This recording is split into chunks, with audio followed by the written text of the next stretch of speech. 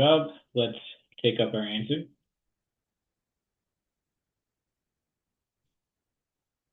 Okay, Judy, can you read your answer, please?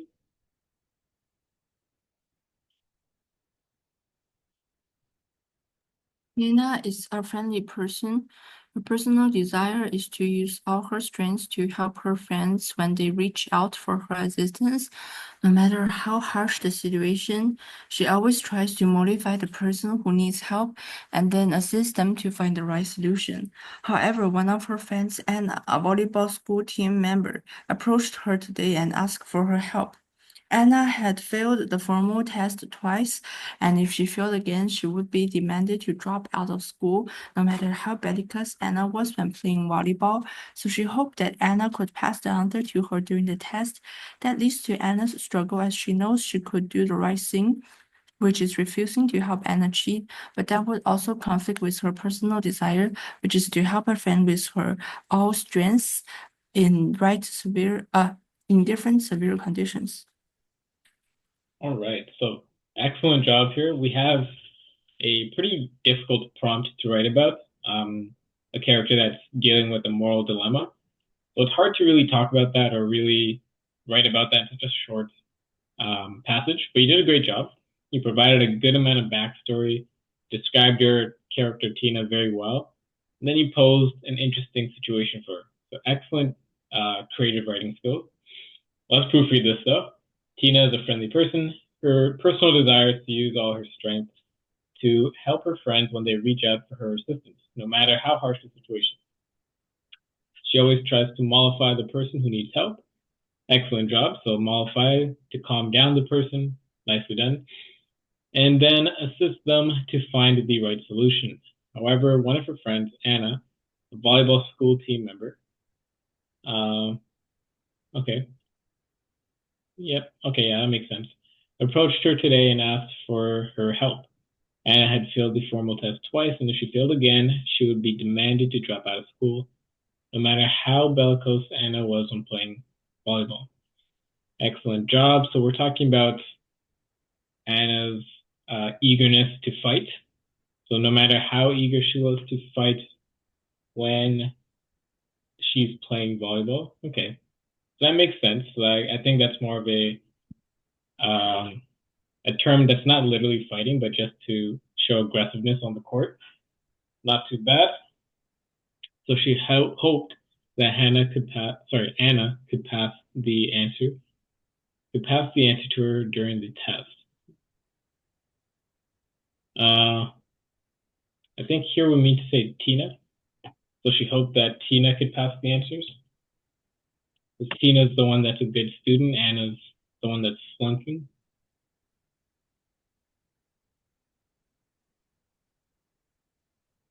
Could pass the answer to her during the test. That leads to Anna's struggles as she knows she should do the right thing, which is refusing to help Anna cheat. Okay, so this should be Tina again.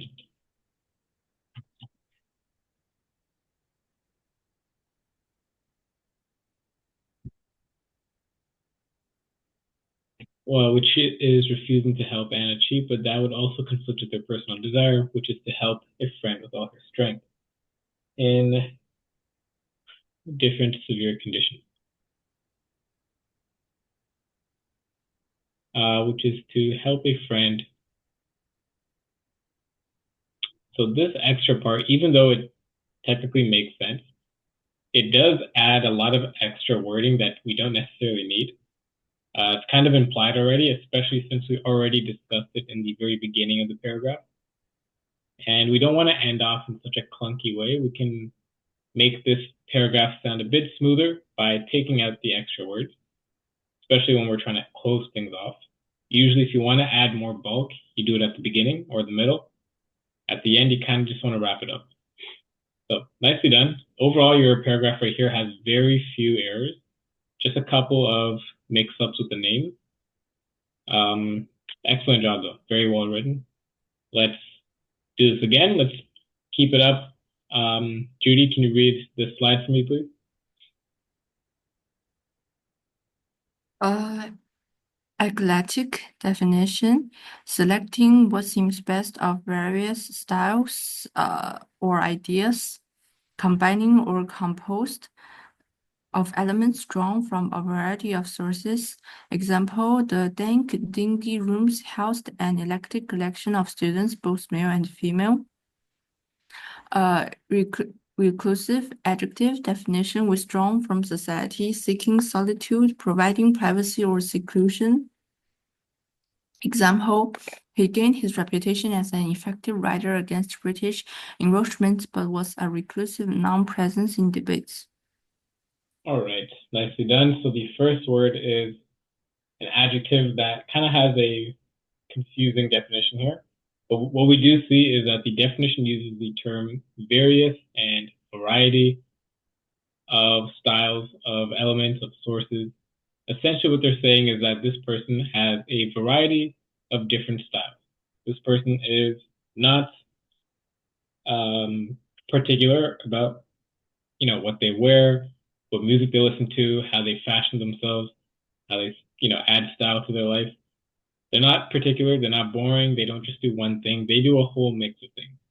They're very bold. They have a ton of different personalities, personal styles, all that kind of stuff. So that's eclectic. Reclusive is essentially just someone that is by themselves. They prefer privacy. They seek solitude. They are away from society. That is reclusive. And again, both of these are adjectives, so they're both describing people or personalities. So using these two words, let's write about this following prompt. Write about a day where the weather mirrors the mood of the protagonist. How does this connection enhance the story? So mostly just write about this first sentence. This second sentence is just to help you get some ideas in your head. But mostly we're going to write about this, how the weather mirrors the mood. So I'm going to put that prompt in the chat, and I'll put the slide on the screen. If you have any questions, please let me know.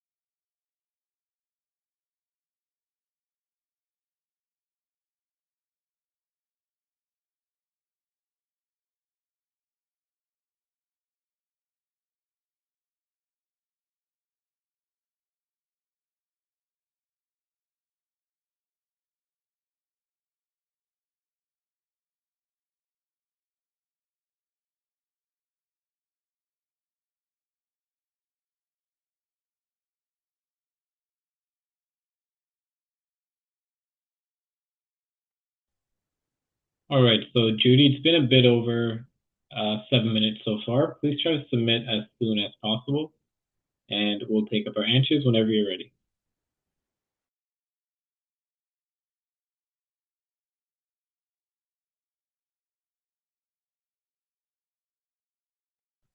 All right, nicely done. So let's check this out. Okay, Judy, can you read your answer, please? Nina was now in her elderly and chose to live reclusive in the forests. She felt better than ever before because here she didn't have to worry about anything, no social, no chaos. Today the weather was sunny and reflects that Tina had a great mood. Since living here, she felt delighted every day, and the weather had been sunny for the past whole week. This is also good news for her as she didn't need to worry that the vegetables she planted herself would be ruined. To her, living in the mountains is never a electric choice. It is the best answer for her. All right, nicely done. So we are describing her choice to live in the mountains as not being an eclectic choice. Interesting. So it's not a choice that is full of random styles and a mashup of different genres. It is just one simple idea. That's definitely a good way of describing it. Nicely done. So let's proofread this. Tina is now in her elderly. So usually, elderly is used as an adjective to describe a noun. Elderly years, and chose to live reclusive in the forest. Chose to live a. So if we're going to say chose to live reclusive, we're going to have to either turn reclusive into an adverb to describe our verb, or we have to add a noun so that this is an adjective describing a noun. So I'm going to say we add a noun, chose to live a reclusive lifestyle in the forest. She felt better than ever before because here she didn't have to worry about anything. No social, no chaos. So I believe we're going to have to change this to a semicolon. And social,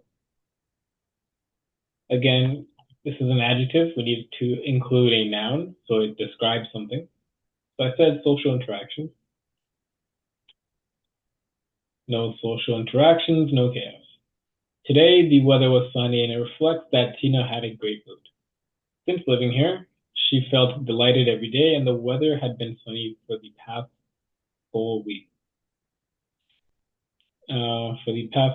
Yeah, makes sense. This is also good news for her as she didn't need to worry that the vegetables she planted herself would be ruined. To her, living in the mountains is never an eclectic choice. It is the best answer for her. All right, excellent job. Aside from a couple of the part of speech issues, this is an excellently written answer. The pace is very nice. You're going in a natural flow. You're not adding on information in an awkward way. It sounds very smooth. So excellent writing skills here, and good job of incorporating your writing prompt. So let's continue here to the next slide. We're going to be talking about the book recommendation or novel study. So this novel is a little bit different as it's not really a paperback novel. It is a graphic novel. So if you ever do have interest in reading this novel, it's essentially a comic book. So you can check it out. It talks about serious topics though. So it's not really like a superhero type of thing, but it's a graphic novel. It's pretty interesting. So, Judy, can you read this slide for me, please? Title Persepolis by Marjane Satrapi. Summary: A graphic memorial about her coming of age during the Islamic Revolution in Iran, exploring identity, freedom, and the impact of political upheaval. General themes: war, identity, and the intersection of personal and political life. All right, excellent job. So, again, talks about a serious topic, in this case, the Islamic Revolution in Iran. So that is what this is all about freedom and war and identity. let's check a little bit deeply into what this novel is all about. Judy, can you read this slide, please? Uh, In in Persepolis, Margin Satrapi recounts her childhood during the Islamic Revolution in Iran, illustrating the drastic societal changes brought out by political unrest.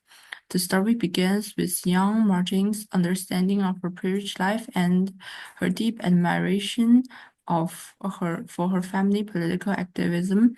As the government enforces strict Islamic rules, her world is updated and she faces the suppression of freedom, gender inequality, and violence in her daily life despite the fear and uncertainty. Marjorie remains curious and rebellious, questioning authority and exploring her own beliefs. The narrative transitions as Marjorie's family sends her to Australia to escape the dangers of war, where she struggles to balance her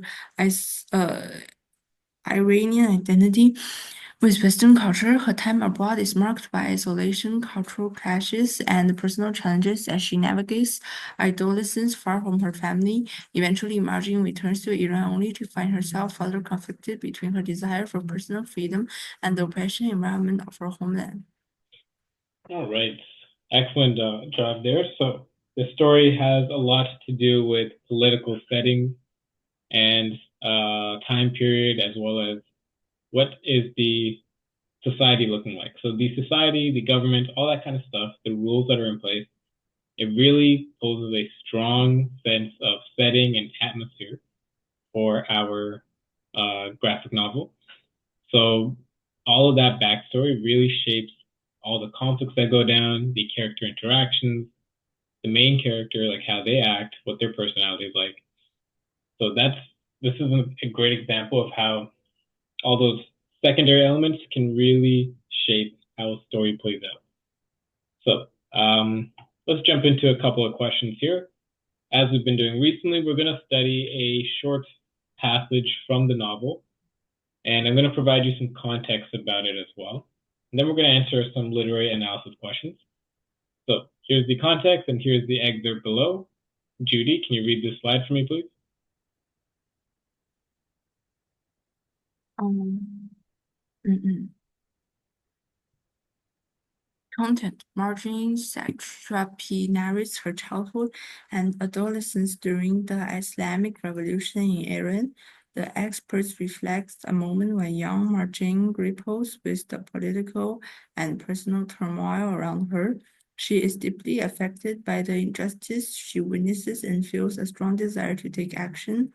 Despite her youth and limited power, her dream of being an Avenger symbolizes her longing to right the wrongs she sees, inspiring by her strong sense of morality and justice instilled by her family and experiences. Expert, and so I was lost without any bearings. I want to be justice, love, and the rest of God all in once. In a funny idea, but that's how I felt. I want to be an Avenger. This was my dream.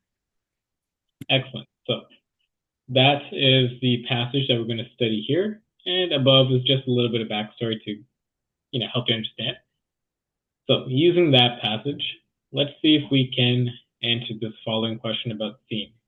It says, how does the desire to be an Avenger reflect themes of justice and morality in this excerpt? So we're not necessarily talking about like a superhero Avenger, we're talking about somebody who avenges.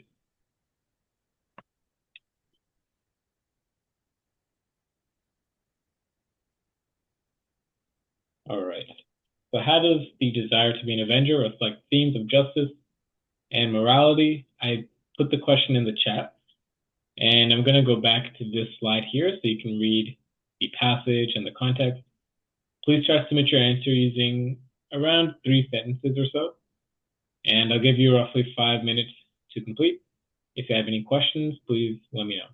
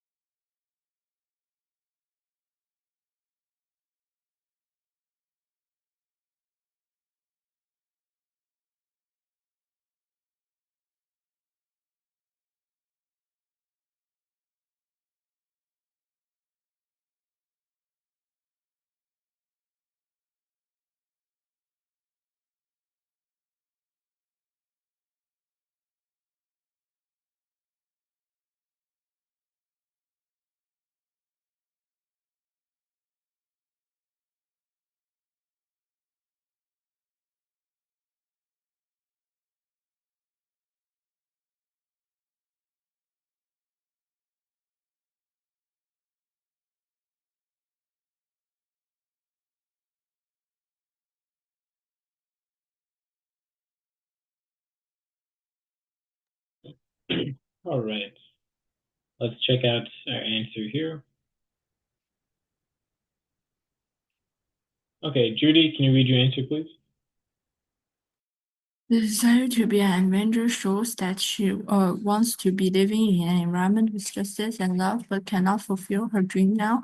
I wanted to be justice, love, and raise good in all, and the race of God all in one. This shows that she has a great dream and wants to fight for justice and morality against the cruel torture. This is mainly because of the revolution in Iran, which destroys things here. Things there, it reflects the theme of justice and morality. All right. Excellent job. Yeah, so I think we're overall talking about how she was striving for justice and living in a more fair area, a morally correct area. So she's trying to go against the cruel government. So as long as you talked about that, that's exactly what we were looking for here. And you did exactly that, so very nicely done. Let's proofread this. The desire to be an Avenger shows that, so we actually don't need this comma here. Shows that she wants to be living in an environment with justice and love. I'm gonna add a comma here instead. But cannot fulfill her dream now. I want it to be justice, love, and the wrath of God all in one. This shows that she has a great dream and wants to fight for justice and morality against cruel culture. Excellent job. So good job of not only stating your point, but explaining it and relating it back to the topic of Avenger, which is fighting for justice. Very nicely done.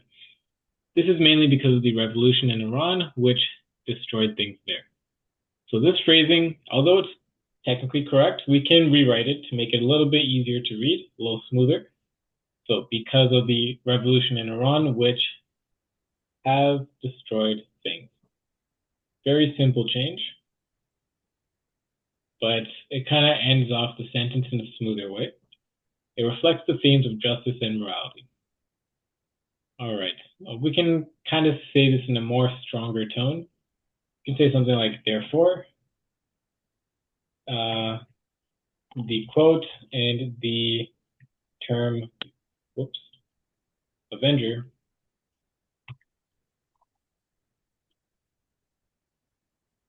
both reflect the themes of justice and morality.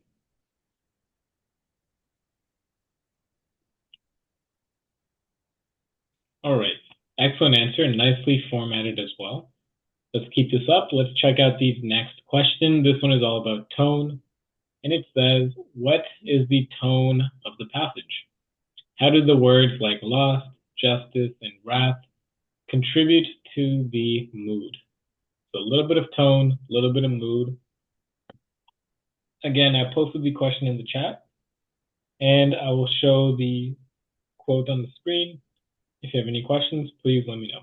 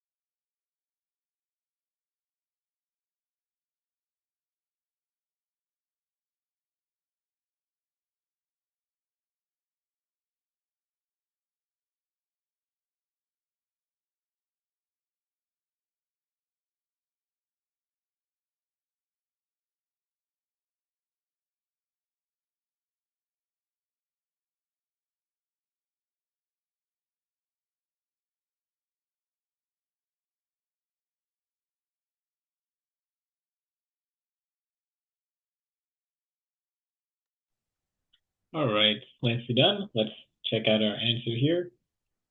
So this one is all about tone. All right, so Judy, can you read your answer for me, please?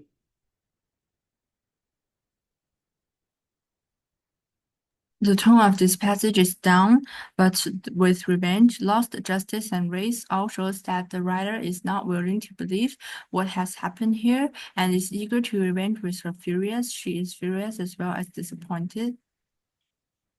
All right, nicely done. So, yep, we definitely have a mix of emotions here. Down is a bit of a vague emotion, so we can try to add or explain it using use a more creative and accurate description here. So some other words that we could have used, we can say something like intense, somber, reflective, because she's kind of just thinking to herself and reflecting about her situation. She's not necessarily happy. She's also not necessarily like depressed or sad or crying or anything. She's just a little bit in a reflective, introspective type of mood. So these words right here are more in line with what we wanted to see. Revenge is fine. Revenge is definitely a solid word choice here, especially when it comes to trying to fix your situation, trying to find justice, and wrath adds to the aggression as well. When we think of revenge, we think a little bit of aggressive, a little bit of frustration, determination. So yeah, all sounds good here. I do want to add some words here. So let's just not introduce the terms right off the bat. Let's try to use some words to introduce the terms for us. So the terms lost, comma, justice, comma, and wrath all show that the writer is not willing to believe what has happened here, and is eager to revenge with her furious. And is eager to revenge with furious, I guess we can say with urgency.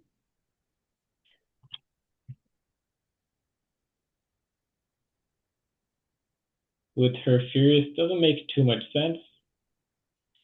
She is furious as well as disappointed. Nicely done. Great terms to include here. I forgot to highlight these commas. All right, so excellent job. We have one more question here.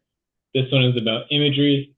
How does the imagery in this excerpt, so examples are justice, love, the wrath of God, how do these terms symbolize the character's internal conflict or aspiration? So, based on the imagery, try to explain the character's internal conflict. I'll put this in the chat and I'll put the quote back on the screen. If you have any questions, please let me know.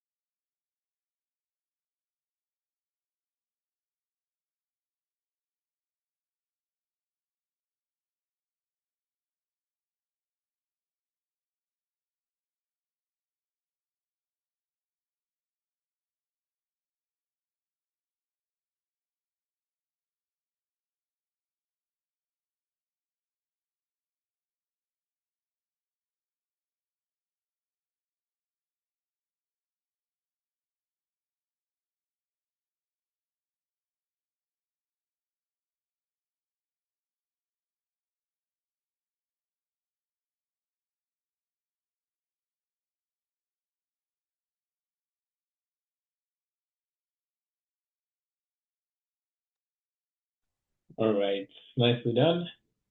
Let's put our answer on the screen. Okay, so Judy, can you read your answer for me, please? It shows the character's internal aspiration as the words justice, love, and the rest of good are all powerful words that can show and comprehend her feelings. It shows that she has a great power to revenge to others. All right, it shows that she has a great power to revenge to others. So this last sentence, we have to change up the wording a little bit. Shows that she has a great power to seek revenge, either for others or to help others. I'm going to say for others. It shows that she has a great power to seek revenge for, cross this out, others. All right, so it shows the character's internal aspiration as the words justice, love, and the wrath of God are all powerful words that can show and comprehend our feelings. Okay, nicely done. So they symbolize different aspects of herself as well. So we can add that part in there too. These words also symbolize of herself, namely her internal beliefs.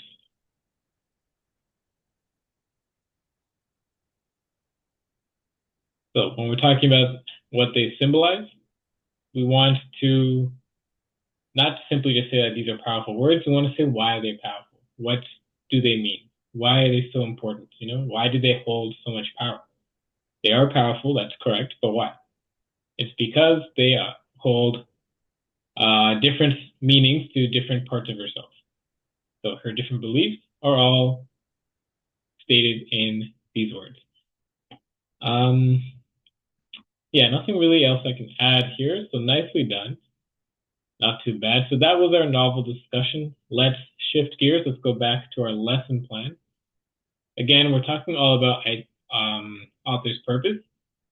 And essentially, pretty simple theory to understand. The author's purpose is basically asking yourself, why did the author write this?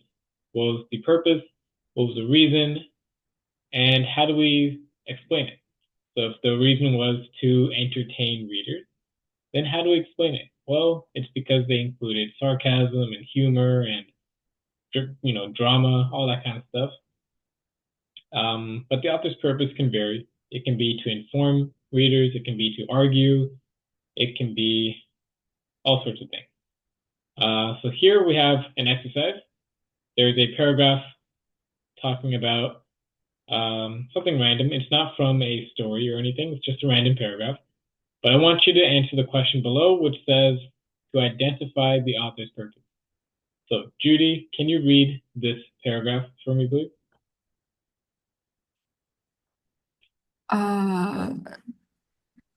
The world is terracide. What is terracide? Terracide. Let's see. So I have not seen that word before either. So terracide, the destruction of a planet or natural ecosystem. So anytime you see side at the end of a word, it means to destroy something. So like insecticide, that means to destroy or kill insects. So terracide means to destroy or kill a ecosystem or a planet.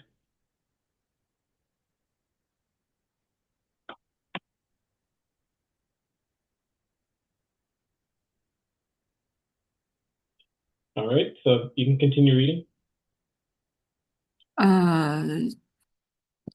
It is not committed with guns and knives, but with relentless bulldozers, roaring dump trucks, and giant shovels like mythological beasts, dynamite cuts and rips apart mountains to reach the mineral inside, leaving nothing but empty, naked hills. The land is left waste and allowed to slide down upon houses and into streams, making the land unlivable and the streams' water undrinkable. This is terracide, or if you prefer, stripe mining. The author purpose is to All right, yeah. So the question at the bottom says to identify the author's purpose. So what do you think is the author's purpose here?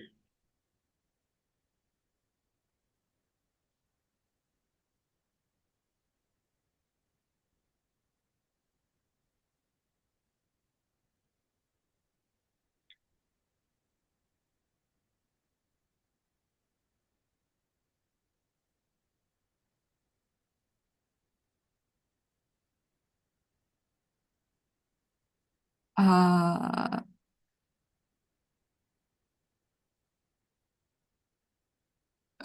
B. Option B, describe a strip mining operation. All right, so that's definitely pretty relevant to our question here. So we are talking about strip mining, and we're laying out the different steps. We're talking about the bulldozers, the dump trucks, minerals, mining minerals.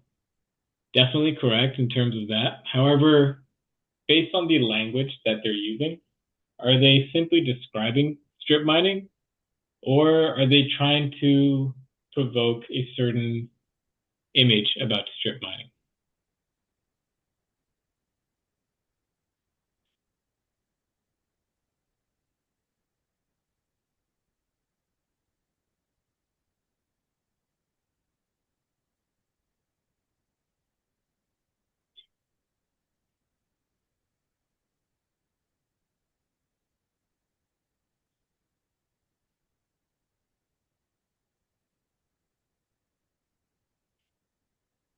So another way to rephrase that question is there any bias when they're talking about strip mining?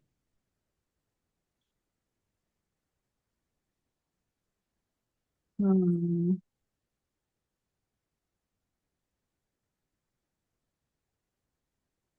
A. Option A, inform you about the purposes of strip mining.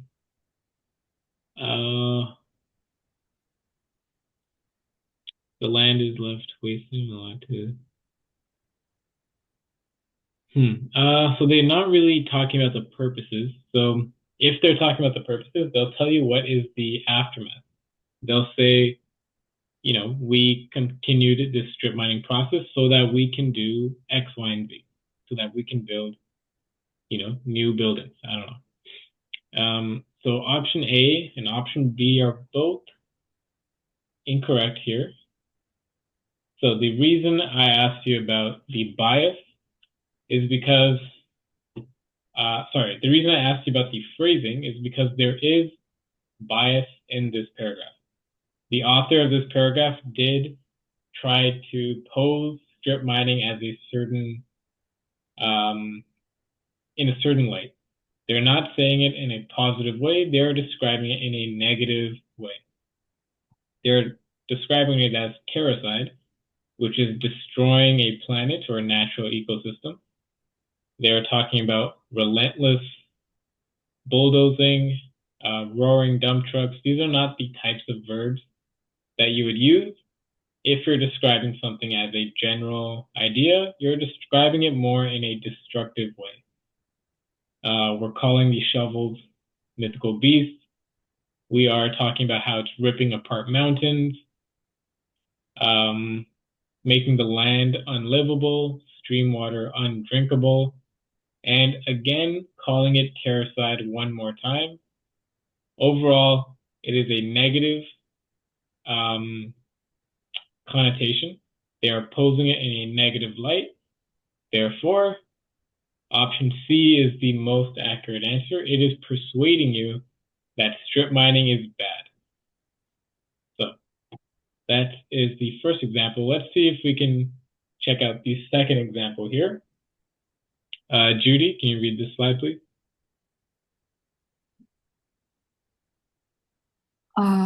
Identifying our criminal justice system today is a disgrace.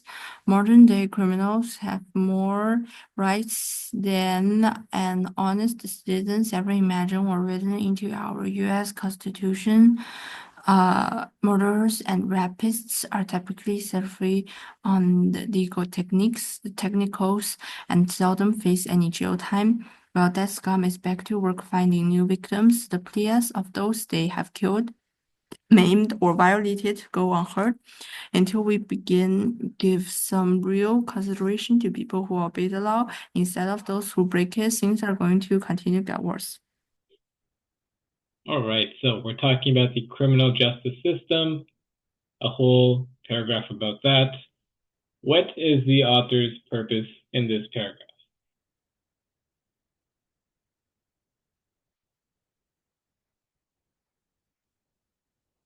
Uh, C. Option C, inform the reader about the extent of crime in America.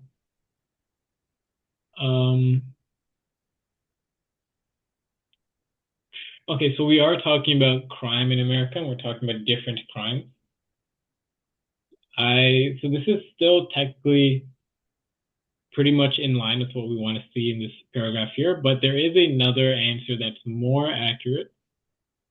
Let's see if we can identify it. Again, try to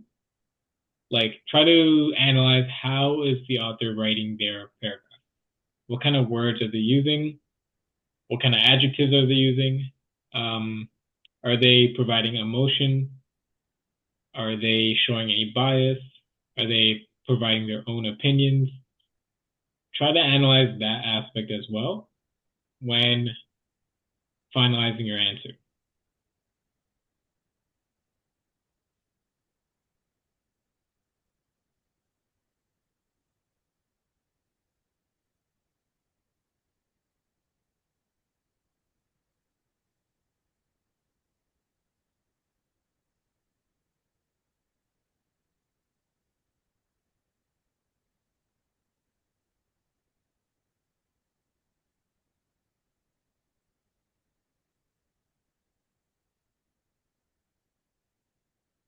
Our criminal justice system today is a disgrace.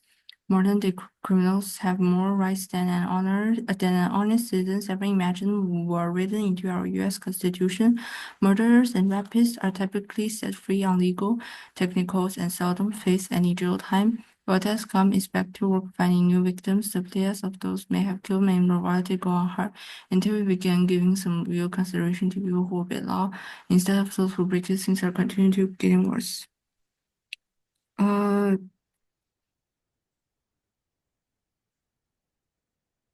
B. Can you repeat that? Did you say B or D? D. D, the last one, criticize our criminal justice system. Excellent. So this is absolutely correct. They're criticizing them. They are being very critical and negative, and they're pointing all the fault of the criminal justice system.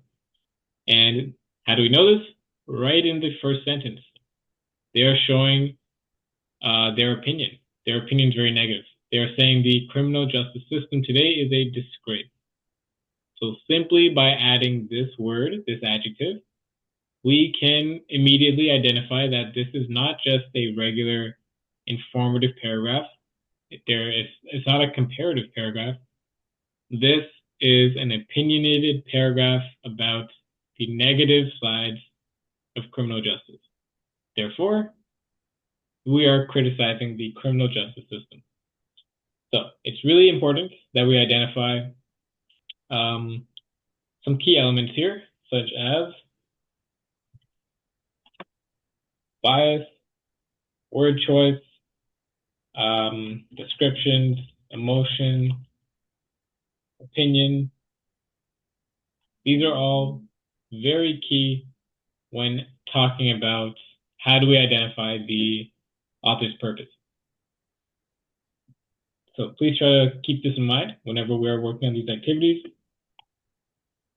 All right, so moving on. That's kind of just like a little icebreaker. Let's check out our lesson, which is talking about understanding how the authors use these four things, these four elements, to identify their purpose. So, Judy, can you read this slide for me, please?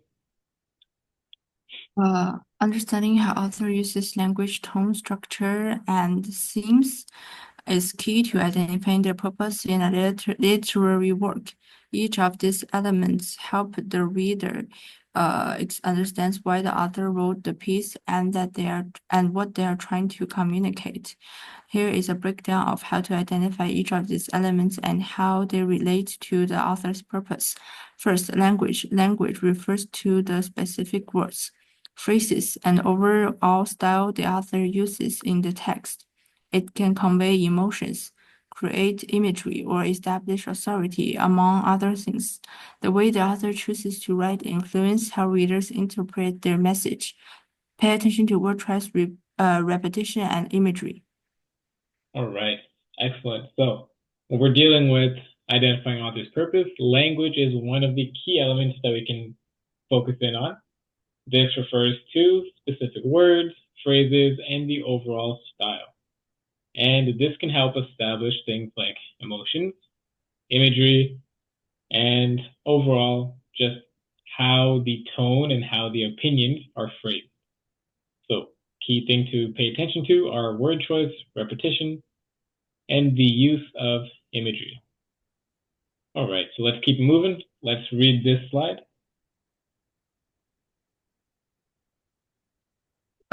Second, tone. Tone is the attitude the author conveys through their writing. It is the feeling or emotional atmosphere that the text evokes, influenced by word choice, sentence structure, and the overall mood of the piece. Pay attention to emotional words, pacing, and context clues. Third, structure. Structure refers to the organization of the text, how it is put together. The structure can show the progression of ideas, the way the author introduces concepts, and how they build their argument or narrative.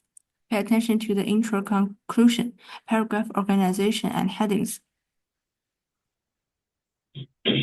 Excellent. So, in addition to language, tone and structure are both very important as well. The tone is mainly the emotional side of things. So, the author, how passionately they're talking about something, if they're talking about it positively or negatively, that can be the tone. Like our most recent example, it was in a very negative emotion. So that's the tone of that passage. And structure, this one's a bit more specific. If we are organizing our paragraph to be more of a persuasive paragraph, something that has the structure like a topic sentence, argument, then a closing sentence. If it's organized like that, we already have an idea that this might be more of an informative paragraph, something that's trying to teach you something or persuade you about something, rather than an entertaining purpose or, for criticism or anything like that. So the structure and tone are both very important as well. And here is the last element. Judy, can you read this slide, please? Or themes. Themes are the central idea or messages that the author explores through the narrative. They represent the deeper meanings behind the text and give insight into the author's perspective on certain issues. Pay attention to recurring ideas, characters, actions and dialogue, conflicts, and moral message. Excellent. So themes is pretty straightforward. Basically, what theme, if there is a theme, is the author talking about? So what message, what recurring ideas is the author talking about? So this would probably lean more towards the entertainment side. So let's see if we can use these four elements to help identify the purpose in the following passage. So Judy, can you read this slide for me, please?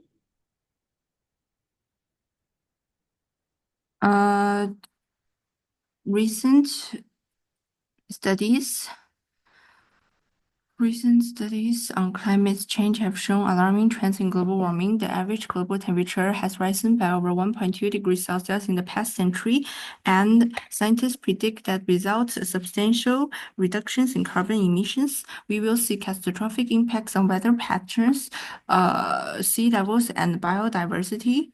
The researchers are calling for urgent actions from governments to implement stricter environment regulations.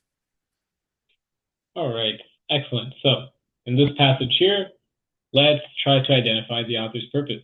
So provide some reasoning to back up your answer as well. Let's try to answer this using around 3 to 4 sentences. So the first thing you want to do is identify the purpose and then back it up, explain it. So I'll give you some time, around 5 minutes or so, to complete this question here. And if you have any questions for me, please let me know.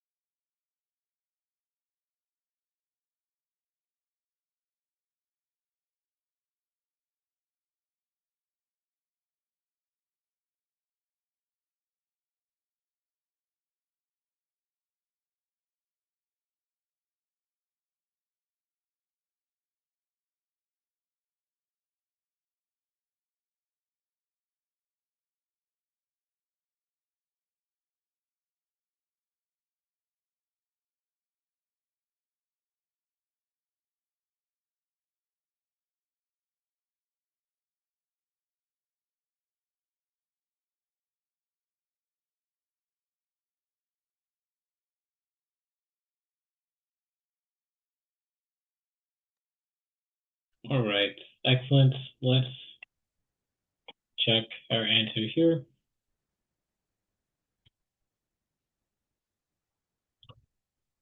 Okay, Judy, can you read your answer for me, please?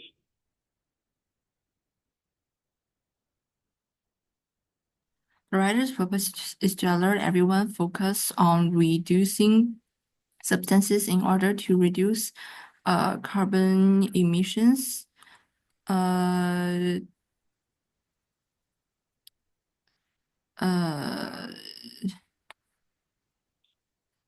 Have shown alarming trends in global warming descendants.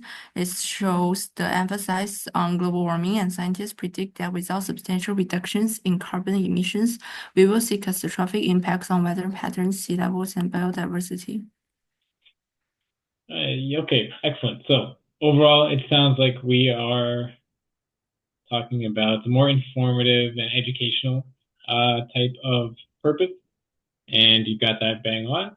The writer's purpose is to alert everyone to focus on reducing substances in order to reduce carbon emissions. So this is the key point here. This is the main topic that the author is trying to convey. So let's. So we have our quote and then we introduce the quote after. Let's see if we can change up the formatting here.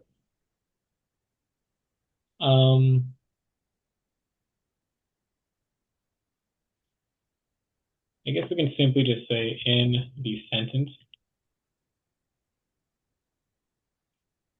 And then we could say it shows.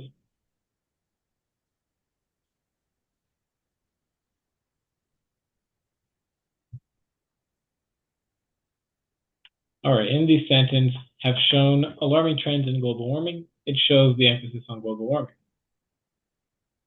So we don't need this quotation. And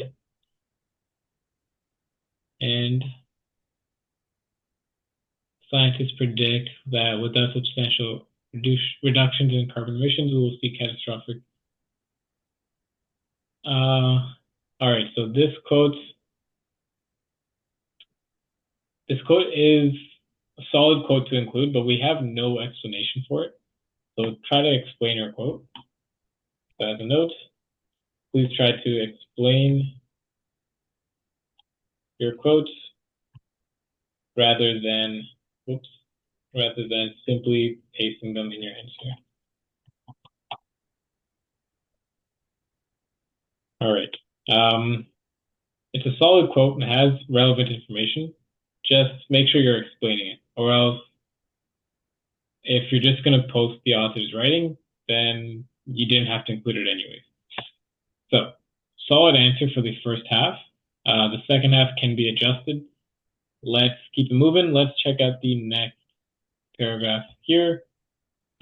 Same situation. We're going to read the paragraph and we're going to identify the author's purpose. So, Judy, can you read the paragraph for me, please?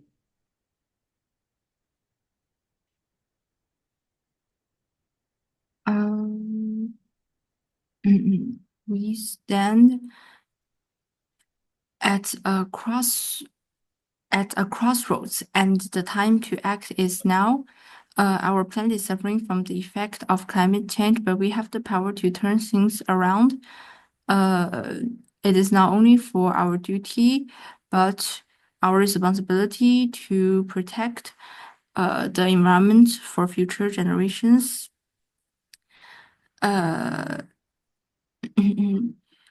If we fail to act, but our responsibility to protect the environment and our future generations,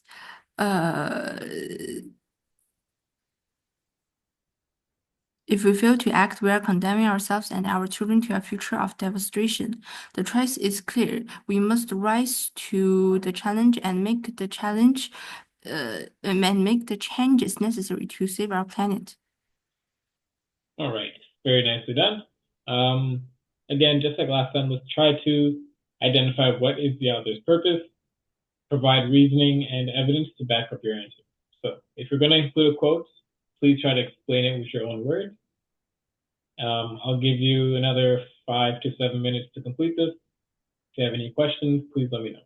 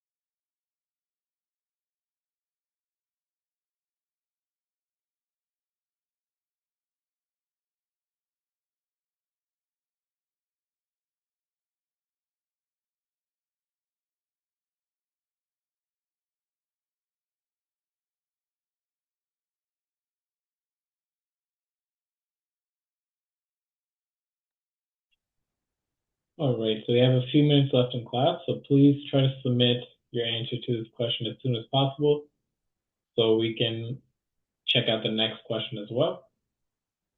And we'll take this question up whenever. Oh, okay, we got our answer. All right, let me make another page. All right, Judy, can you read your answer for me, please? The writer's purpose is to show that we have the power to turn things and call on us to protect the environment. It is not only our duty, but our responsibility to protect the environment for future generations. Shows that the author is calling us to protect the environment and make the changes. And make the changes. In order necessarily to save our planets, shows that we not only have the power to save our planet, but we should also put it into practice. All right, excellent. So really strong concluding sentence right there, that we don't only have the power to save our planet, but we should put it into practice. Excellent way to wrap it all up. Let's proofread this. So the writer's purpose is to show that we have the power to turn things around and call on us to help protect the environment. Excellent job. So this is absolutely what's going on here. And I like how you're phrasing it, is to show that we have the power to do something. Another way we can phrase this is that the author's purpose is to persuade us that we can make a change. So it's, a bit informative. Based on the language, it is also mostly persuasive. So that is the main purpose here, to persuade the readers. Again, let's try to introduce our quote. The quote, "It is not only our duty, but our responsibility to protect the environment for our future generations," shows that the author is calling us to protect the world together in order to preserve it for our descendants. Okay. We must rise to the challenge and make the changes necessary to save the planet. Shows that we not only have the power. Okay, yeah, excellent job. So overall, very nicely done. Good job of including your quotes and explaining it as well. Let's see if we can tackle one of these questions while we are in class here. What do you believe was the primary purpose of each text? All right, so we already identified the purpose of each text. Let's try to do the second part. How did the structure and content help fulfill the purpose? So let's try to see if we can identify the structure. So based on both of those paragraphs, let's do the second part of the question. So I'll cross this one out. How did the structure and content help fulfill the purpose? So I'll put this one on the screen. And you can answer about this question. So we'll only have a couple minutes. If you can write up an answer, that's great. If not, we'll continue this for next week.